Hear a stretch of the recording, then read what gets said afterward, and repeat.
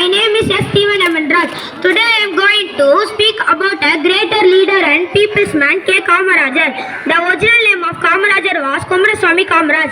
He was born in British India in 1903, 15th July in Virudhunagar, Tamil Nadu. Kamarajar's father Kumaraswamy Nadar was a merchant who died when Kamarajar was just 6 years old.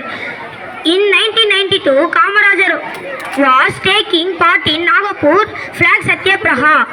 He was deeply interested in politics and joined active politics at the age of 18. He was a freedom fighter and famous politician and third Chief Minister of Tamil Nadu State of Independence India.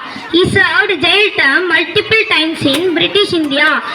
On 13th April 1954, Kamarajar became the Chief Minister of Tamil Nadu for the first time. He reformation of project initiated by Kamarajar in Tamil Nadu from his Chief Minister term. Thank you for listening my speech. Have a pleasant day.